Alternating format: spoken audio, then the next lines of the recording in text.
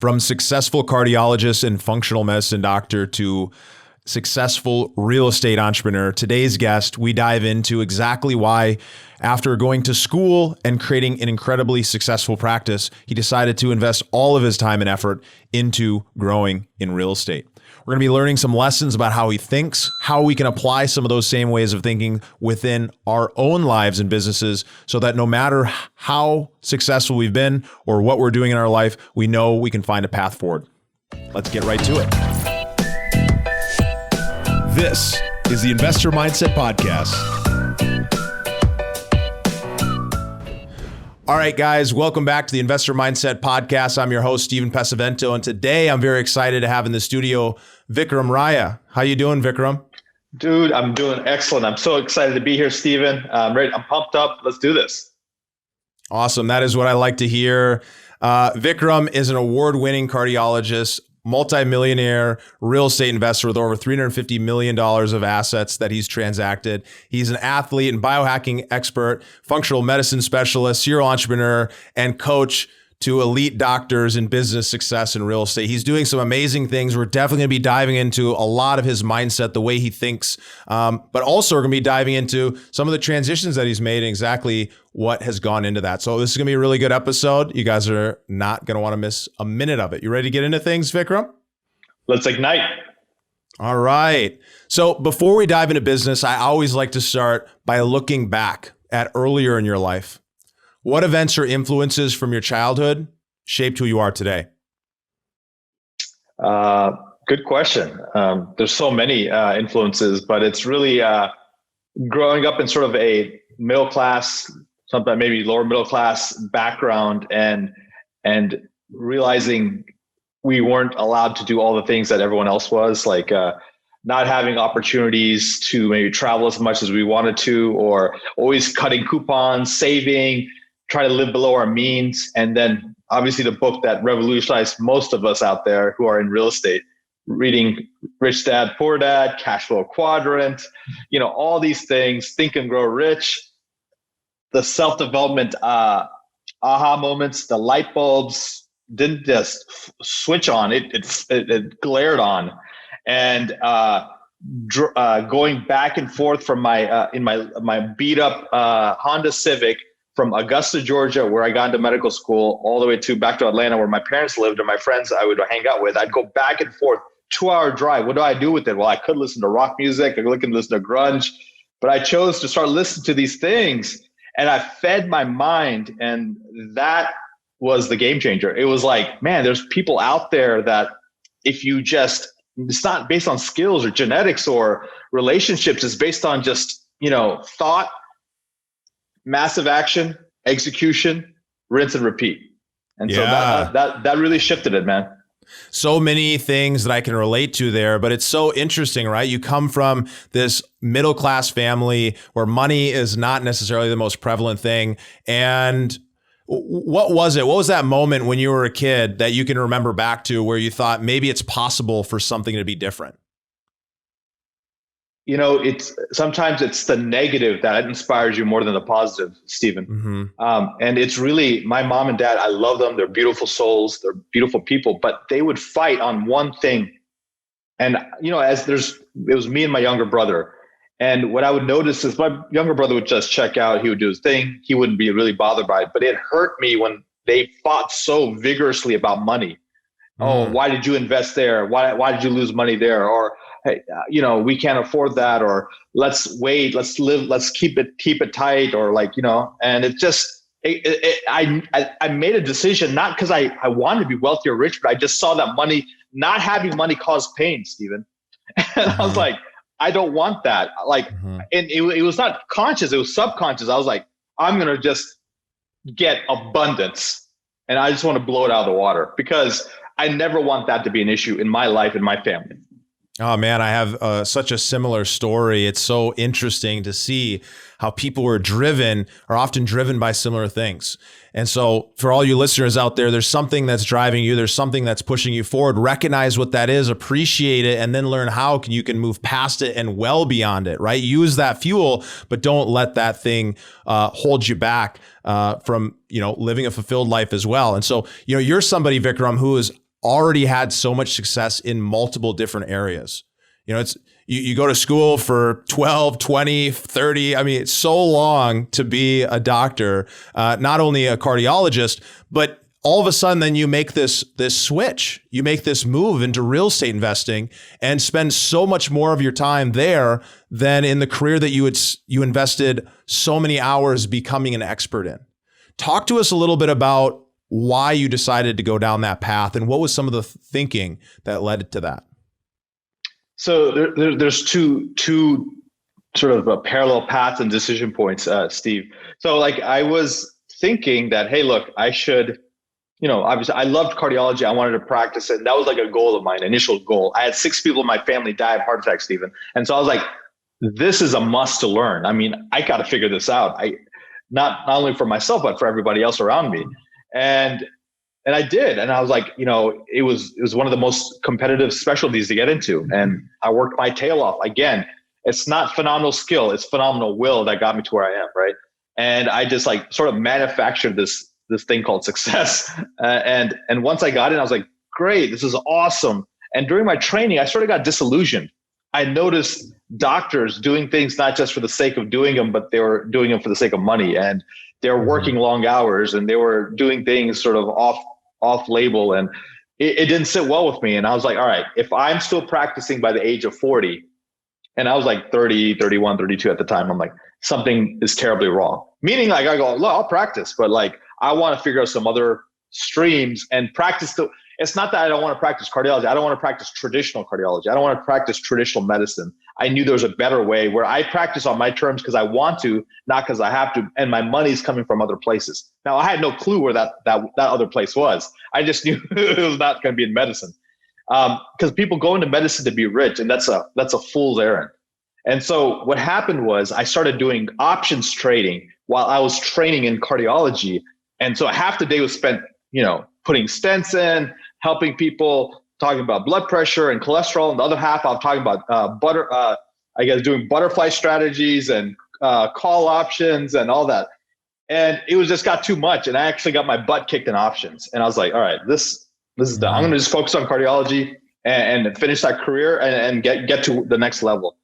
And what happened was when I started my practice in 2012, I was like, maybe I want to learn something else. And so I started experimenting with single family homes. And it was just more like a side hustle, a little hobby that I had while I still did, cardiology. But it was not until 2015, Stephen, where I was at a real estate investment association meeting. And what I would do is, here's the funny thing, right? So you know how like there's husbands that sort of, they're philanderers, they sort of cheat. And so they say they're coming home, but they're not really coming home, right? They're coming to the other home. And it's so funny now. So like my wife, like she's like, yeah, when are you coming home? I'm like, yeah, I have a late consult. I'll be coming home.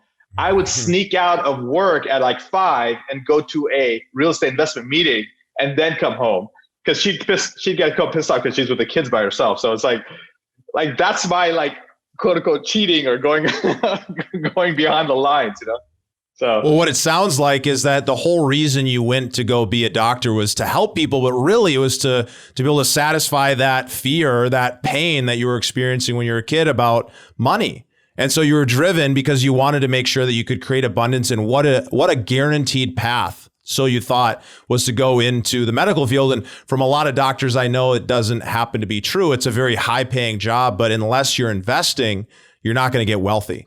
So you started looking to some other paths, and real estate was obviously one of them. But what ended up leading to that decision to say, you know what, I'm going to stop spending all of this time in medicine because real estate is actually the thing that's going to fill me up the most?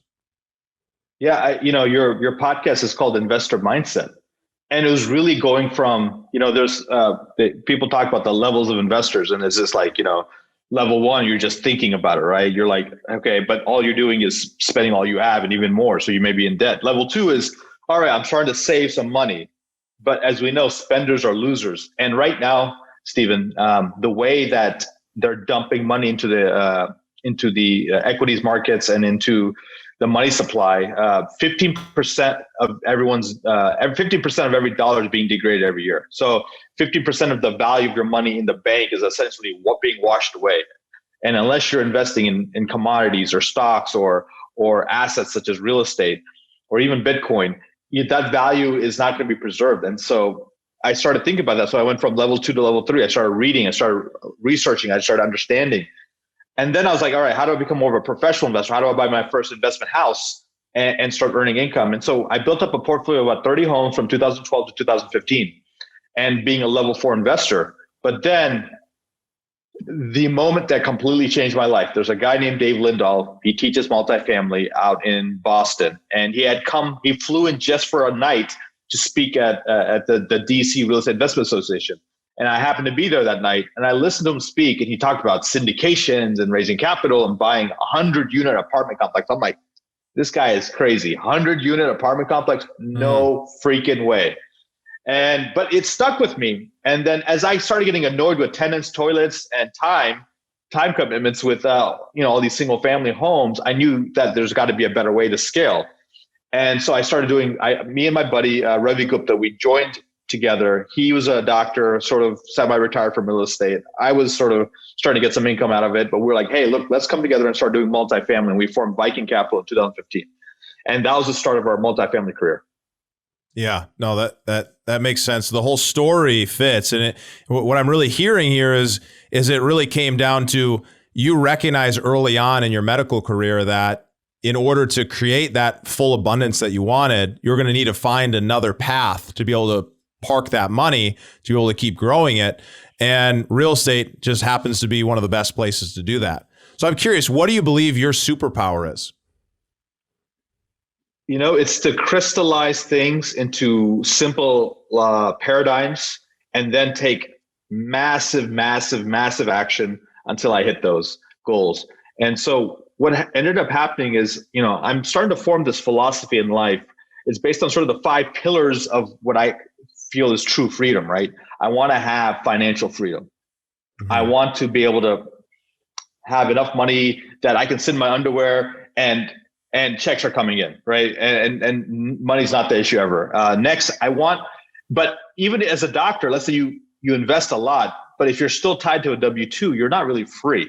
And so then I thought about, hey, how do I get time freedom? How do I basically not have a clinic or make my clinic virtual, or make it where I can not only work from anywhere in the world, which is geographic freedom, but also work on my own timeline, And so, because one of the things I hated as a doctor, I'm a cardiologist, I'm a grown man, and I had to ask permission to go on vacation from my group. Mm. And that pissed me off, man. To be honest with you, I was like, dude, I can't have some liberty, some autonomy at this stage of the game after all the years of school, all the education, all the things, the hours I put in. But no, you're still like, it's a permission. You have to ask permission. So, yeah, and I wonder how many of the listeners can relate to that feeling of having to ask to go take a vacation. For me, for example, in a week, I'm just jumping on a plane. I'm going to Park City and I'm going to go snowboarding for the weekend and a couple days during the week. I don't have to ask. I don't have to ask anybody. And that's such a rewarding feeling to be able to do that. And what's cool is real estate and just business in general can get you there, but it's so easy to also be a business owner and really actually be a business operator. So you're stuck in the business. And, even when you're a part of partnership in a group like you're talking about, you're really an operator. Like you're a technician. You're stuck doing that activity every single day. And if you're in the business, if you're the one who has to do that activity, then you're not the person who really has that freedom. Because if you're not there to do the cardiologic work, then it's not going to get done, or somebody else is going to have to do it. And so that it makes so much sense. And I think it's such a great story of inspiration of somebody who worked really, really hard to go out and create something successful for themselves, just to get a medical degree, just to go and be able to create what you've created.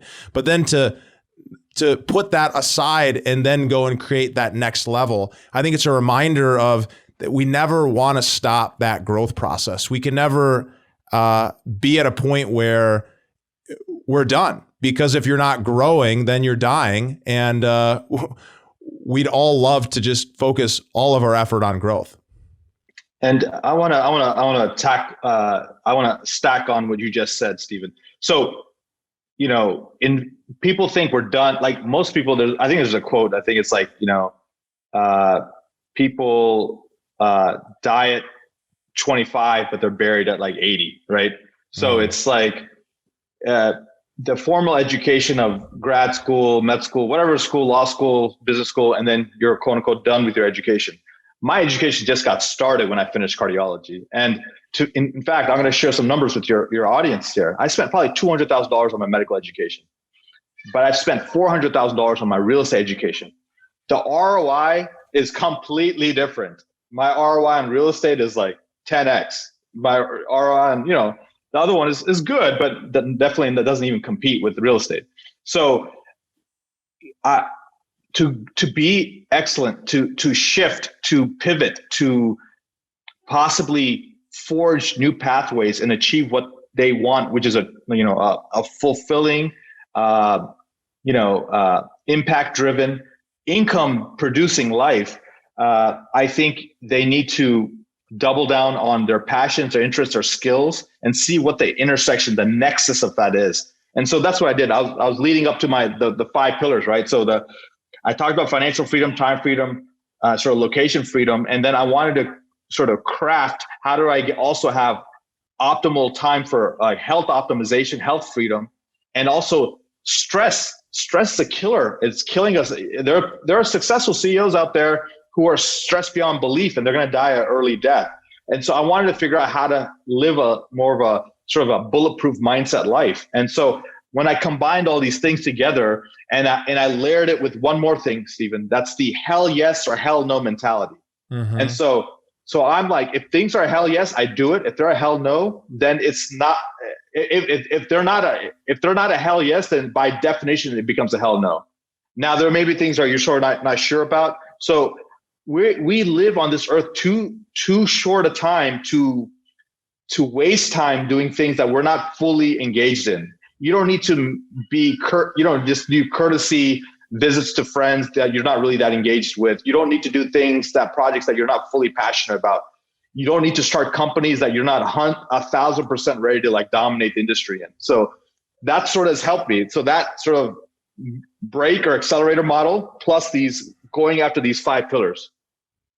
You can hear it within what you're saying here that part of your mindset, part of your belief structure is really, if you're going to do something, you better do it all out and you better dominate it, because what else is the reason to do that? Is that right?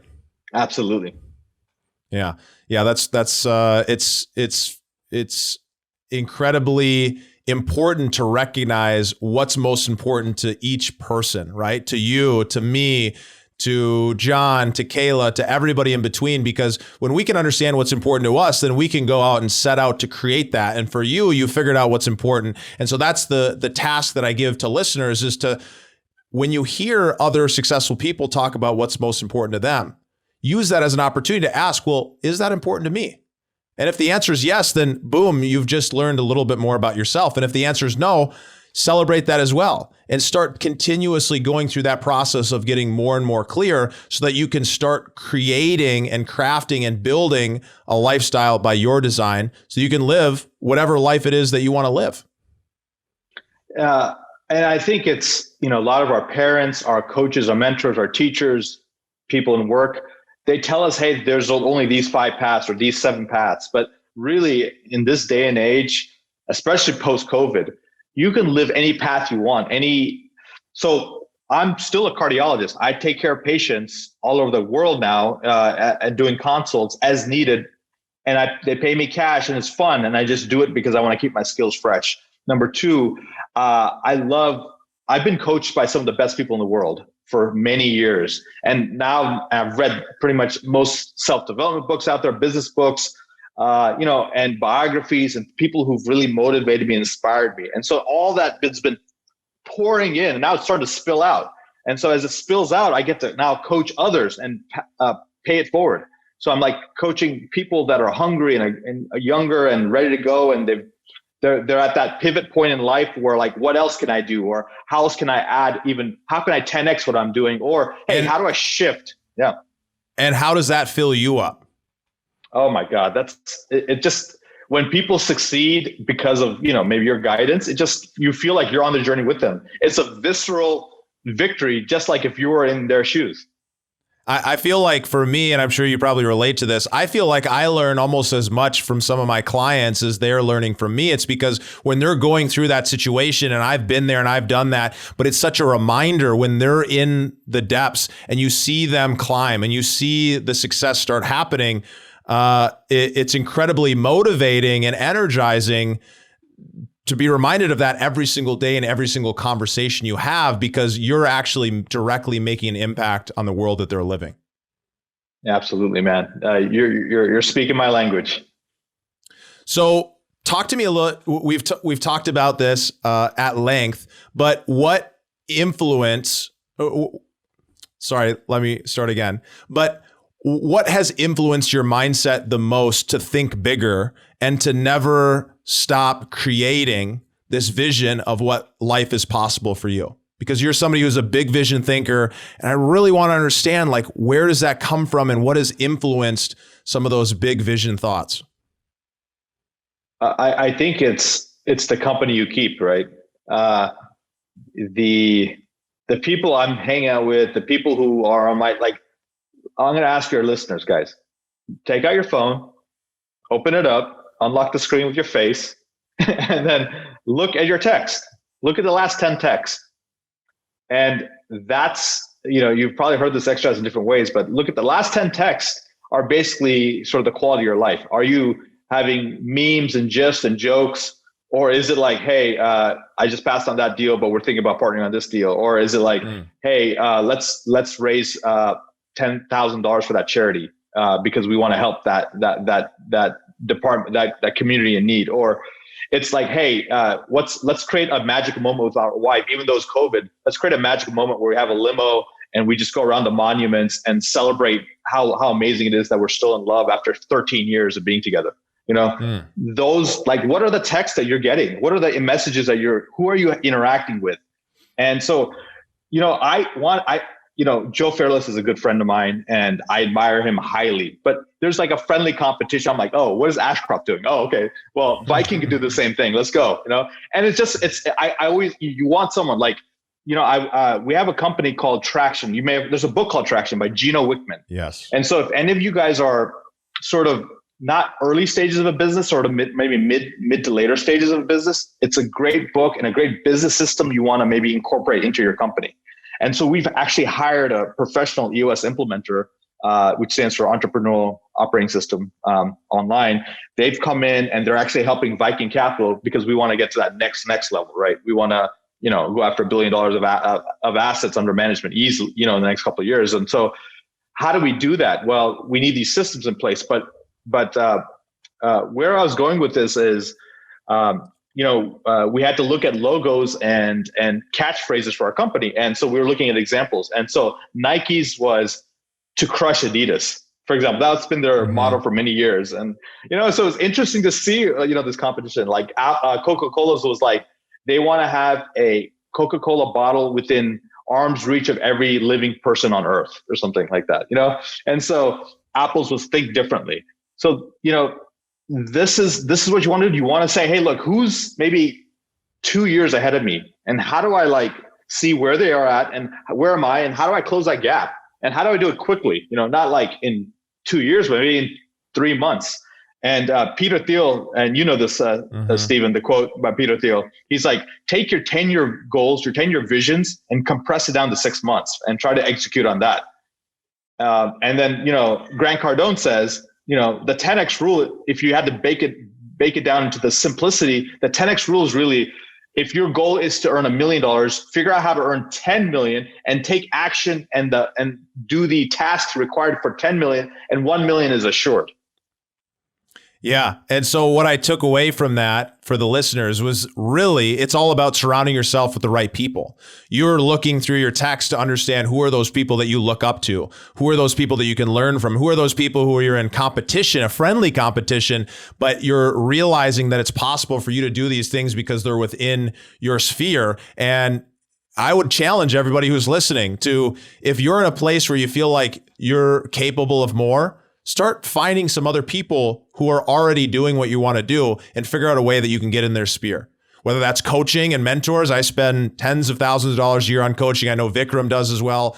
And one of the biggest and best things to do is to go and work with somebody who is well beyond where you are at today so that you can catch up and start living at the same level that they're living. And get in community, get in masterminds, join programs, because that is one of the fastest ways to start really changing your mindset.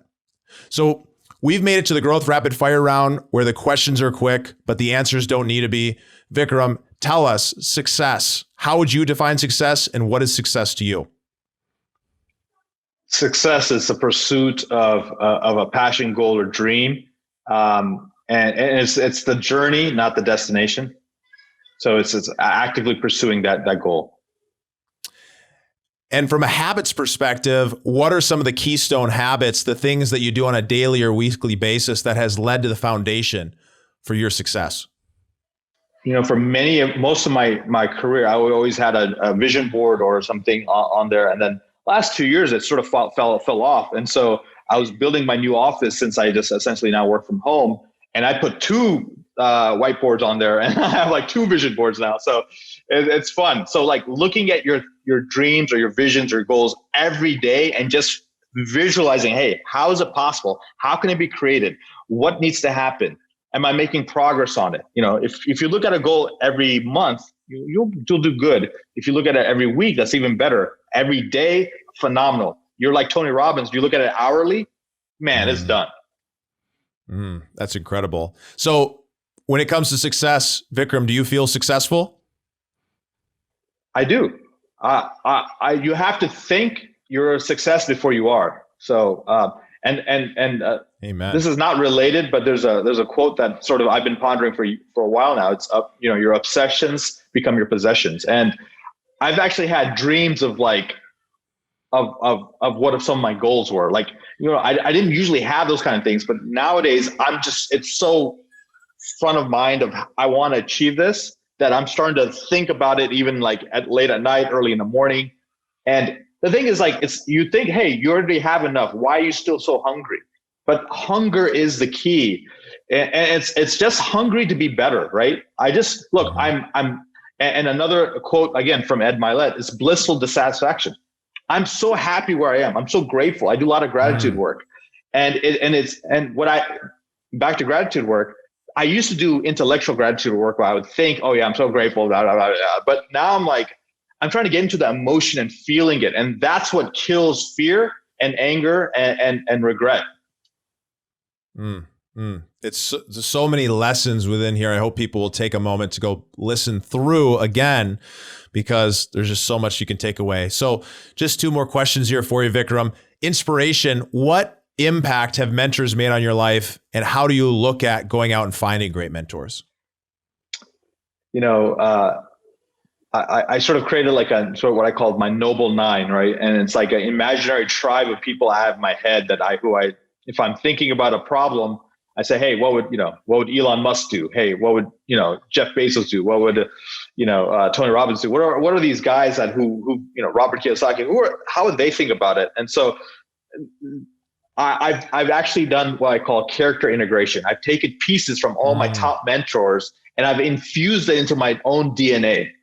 And now you're asking me, how do I find mentors? Well, look, a mentor could be your dad. A mentor could be your brother. A mentor could just be your baseball coach. You don't have to, go pay, $100,000 for a mentor. But as you start going, you want to sort of cycle through mentors where if you start tapping out, you realize, hey, I've learned the most I can from here. It's time to level up. And so in real estate, like I had started with one person, then I moved to a second person. Now I moved to a third person. And it's only because that person that actually has achieved, and your mentors, you should have at least achieved or helped someone else achieve the goals you want. Otherwise, it may be tough to really view them as a true mentor. Especially as a mentor. That's so, so important. And finally, finishing on this purpose, what drives you to live your best life every day?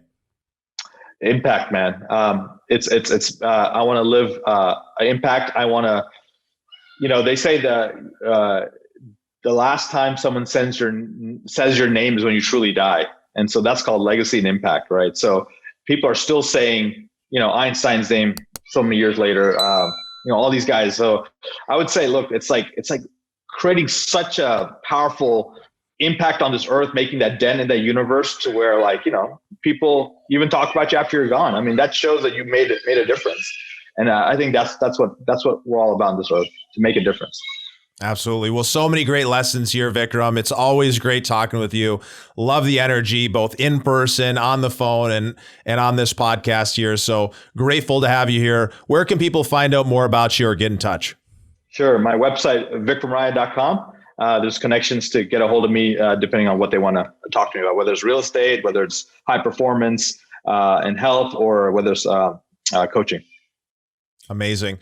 Thank you so much, and look forward to the next time we get to hang out. Today's episode is sponsored by Von Finch Capital. If you're interested in investing alongside me in the same type of real estate opportunities that I personally invest in, then head over to Von Finch Capital and join their private investor network. You can do so at vonfinch.com/invest. Join me on that next deal, and I look forward to seeing you on the inside. Thank you for listening to the Investor Mindset Podcast. If you like what you heard, make sure to rate, review, subscribe, and share with a friend. Head over to theinvestormindset.com to join the Insider Club, where we share tools and strategies from the top investors and entrepreneurs on how to take it to the next level.